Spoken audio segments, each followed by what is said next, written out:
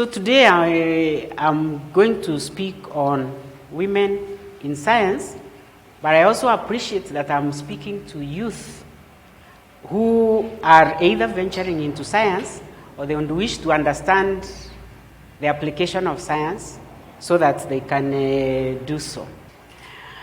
I chose this topic, combating food insecurity through agriculture management.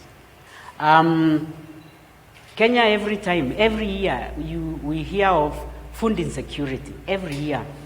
And you are youth who, instead of maybe wasting your energy, you should be able to address this issue and come up with solutions so that we can be able to stop talking about insecurity. It's a shame. And if you think of things like M-Pesa, it's a youth who came up with that solution. And you can imagine during COVID, it was so easy. It was so easy to transact. We even took it for granted because it was just as a matter of fact. But you can see what solution it brought to our lives. So why don't you take up this challenge? So I'm going to bias on the place of entrepreneurship because you should be entrepreneurs. And like we said, my name is Miriam Kinyua, and I wanted to show off that I've received a presidential award because of my work. So even science can be recognized. Now, we're talking of women in science, but my contention is science is gender neutral. If you look at the grass as it grows and you study it, you don't have to be either a woman or a man to be able to study it. I mean, the findings are going to be the same. But we happen to be women because we are talking of women in science. So the men must visualize that we are talking about women. So we have our challenges. We have social challenges. We have biological challenges. We have, would I say political challenges also? So as much as science is gender neutral, women have got special challenges. And science plays on principles. I mean, it doesn't matter whether you are a woman or a man. It plays with principles, and someone said theories. So that's how science is. But now remember that women have got their own special challenges. We live in a patriarchal society. They feel that women stay home, men go look for bread and bring it, and then the women can cook it. That's what they know. You can see, even in the political setup, they struggle to be able to address the issue of one-third gender, not because there are no women who can take those places, but it's because our society is patriarchal. So science revolves around other disciplines. Apart from it being on principles and theories, it also revolves around disciplines. You wouldn't say that science can exist by itself. I want to incite you. So those people in ICT are needed in science. Those people in HR are needed in science.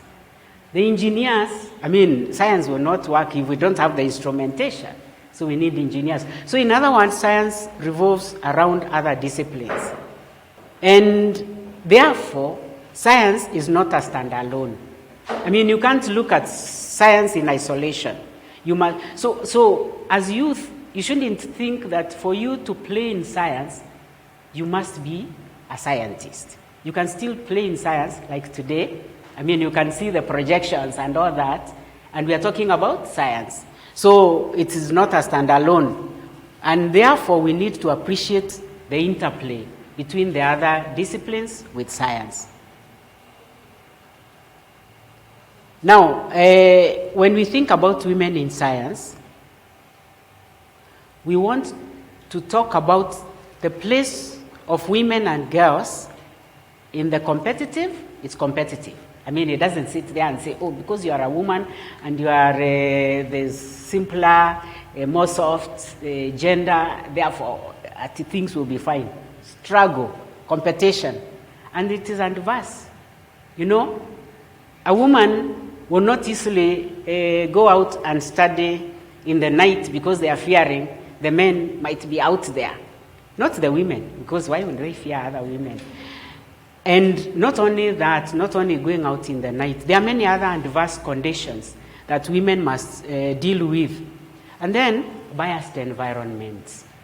It is biased. It's biased in that it has already decided that the woman has got another place, another one, not the one that is known in science. But the fact is, competition is not for the faint-hearted.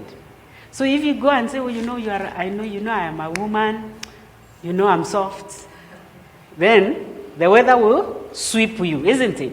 You will just find yourself alone. So it is not for the faint-hearted. So you will just ask yourself, then as a woman in science, what is there for me?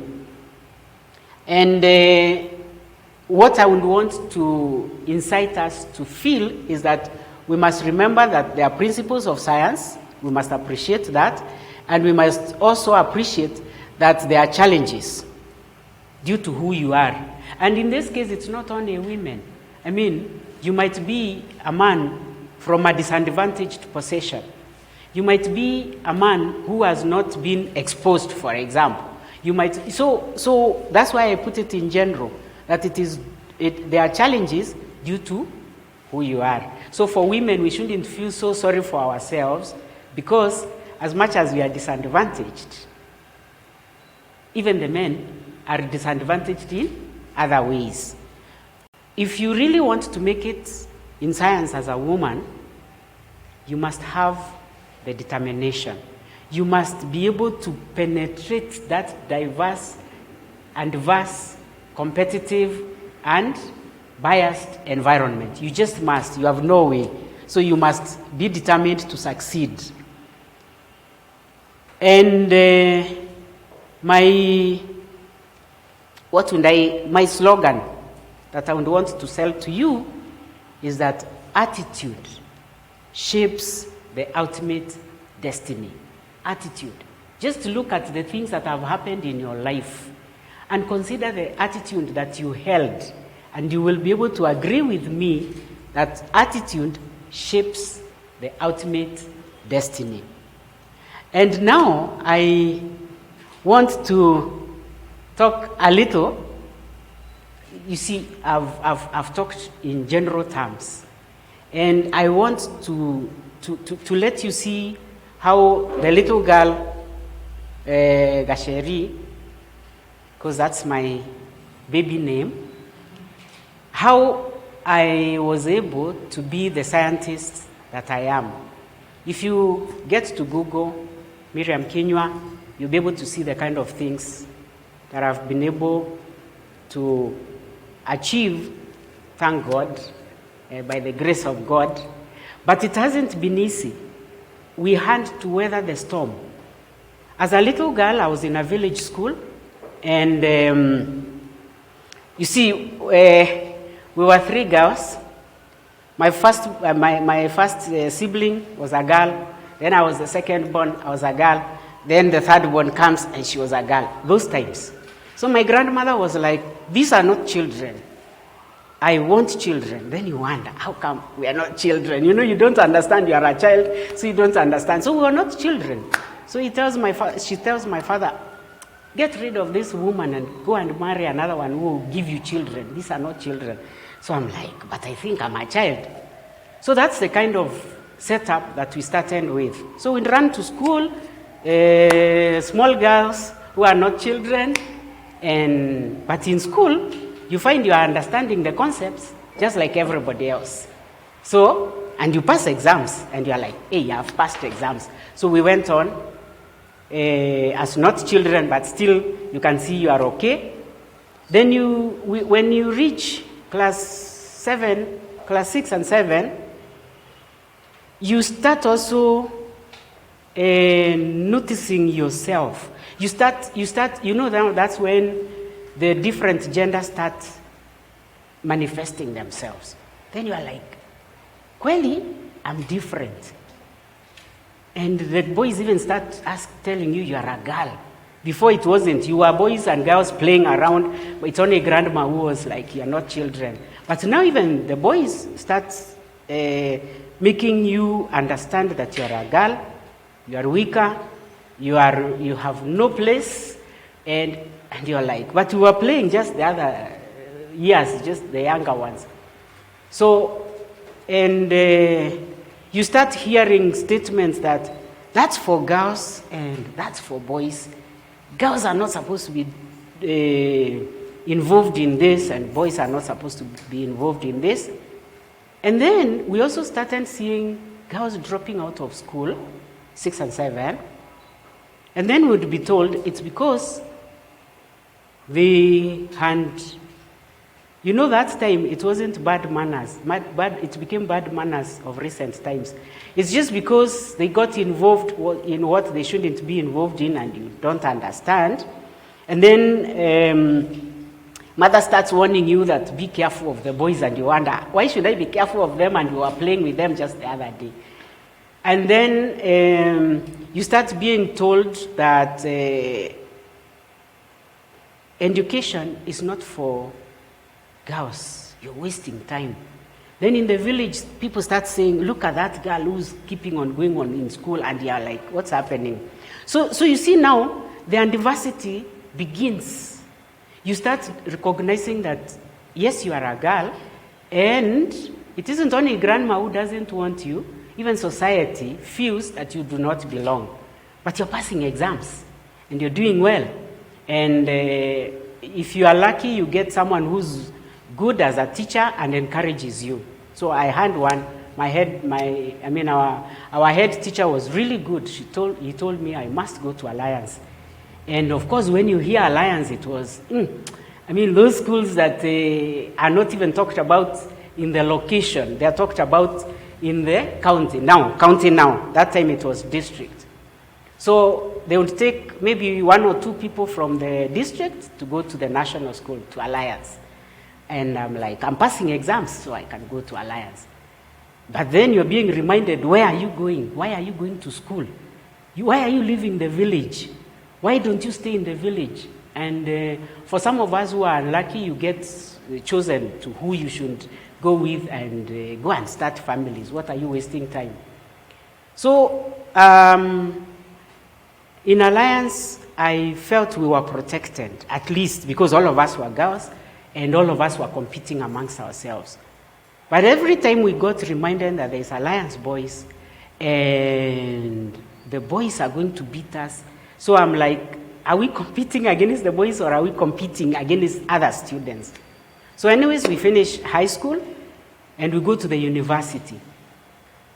When you get to the university, the bully men get to remind you that you are a woman and you are a mono. And what were we? I can't remember what we were. What are you people in? That time we were not freshers. There was a name that we were. I can't remember it now. But anyways, the equivalent of freshers. So they remind you, and they are like, you shouldn't even be speaking. You should just listen to what they are saying. And I'm like, but we've come to university, all of us. But by that time, you've already known that you can excel and you can stop worrying about the fact that you are a girl. We finish university, we get posted to work, and of course, that time we used to be posted. We didn't need to look for jobs like you people. You get posted. I took agriculture, and I happened, I guess, to have done well. So those ones who would do well would be taken to research, to scientific research. So we are taken to scientific research, and you get there, and you're reminded again you are a woman. This one off, when you do well, you're not like a woman. And then you wonder, I thought this is science. And it helped me to realize that the bias is in the mind. It has nothing to do with how you present yourself. Because, I got married immediately after college, and therefore I was a mother, and I was a wife, and I think I was playing it well, but still there was that idea of you are still a woman. 3 of us did well in the institution that I was working in, and we were promoted to be heads of some of the branches in the country. So we were just the 3 of us, 3 women, out of about 30. Then there was this meeting that we were in, and one of the Mzungus, for them there was equality that time, so he asked, how come there are only 3 women against the others? And you know what answer he got? These are the ones who their husbands have allowed to be there. They didn't say that we've qualified, because we were not given the office because of being women whose husbands have allowed. But by that time, I had got this thorax, this one of, get to see me as who I am. And that's how I got to realize that science is not gender related. It is just science. So I put up my hand. And in that meeting, small people are not supposed to talk. But I put up my hand and they tried to ignore. I put it up harder so they couldn't ignore me. So I was told, yes. I said, the person must apologize to us 3 women. And they wondered, why should they apologize? This is Kenya and women are... So I just insisted that he must apologize, because it's an insult. I said it's an insult. For him to say that it is because my husband has allowed me to be, it's this one of, these are those ones who are married by weak men. I mean, that's what it means. So I insisted. And now, the meeting got into a standstill. And he was asked to apologize. So he apologized. And from then on, I got the thorax even stronger. Such that if we went to a meeting, because we'll be so few women, but of course still succeeding, so some men would say, we should serve tea because we are women. And I'm like, that tea, I am not serving. But if they didn't say it, if they kept quiet, I would willingly serve it because I'm a woman at heart. I have no apologies to give. I would serve it willingly. But if they daren't say it, I would say, no, we came to this meeting, all of us are equal in the meeting, let everybody serve themselves tea, but if they wish, they can also serve me tea. And really, that's how I have lived. I have decided that science is gender neutral. And if I know the science, I will do it. But remember that women have got the challenges like I talked about. There is the biology, first of all. You're going to do exams and the biology switches on. And you're like, oh, my head feels like it will blow off. But you remember that you're competing and the exam doesn't know whether you are a woman or a man. So ladies, you need to be able to get to understand that the world will not stop just because you are a woman. But of course, the men also should know that the women are not competing with them as women. We are in this level ground, that is science, that we need to be able to apply the scientific principles and theories and be able to come up with innovations and inventions as science. You do not have to cow down just because you are a lady. Just remember that it's just that you have challenges, and remember even the men have also got their own unique challenges. So don't mourn over your challenges. Just handle them, manage them. When I went back for my master's, my daughter said, "Mommy, sit down. I want to talk to you." That time umepewa homework. I mean, and then you have youngsters in school who are doing so well and so fast, And she says, I want to talk to you. I said, please, just go and talk to Auntie. She says, no, it isn't Auntie I want to talk to. It's you. Now you see, as a mother, that's the challenge that I have. The men who are in my class didn't have children who want to talk to them, isn't it? So I would say, okay, talk to me. So she talk to me and feel good. Then now I say, now is it over? Now you can imagine. So therefore, I must do my homework into late night, maybe 3 a.m. And tomorrow, the lecture won't wait for me, just because I soothed a child. But those are the challenges, and let's face them. That's how we faced them, and that's how we have been able to get to where we are. I have worked with the UN. I was actually called. I didn't look for the job. I was called. Do you want to work with us? Because of the work that I had done. I was still a woman, and there were men around who could have been called, but they were not called. What am I trying to say? Science is gender neutral. Encourage yourself. Manage your challenges. Know the men also have got their challenges. Let's move on. We can make it. Thank you very much.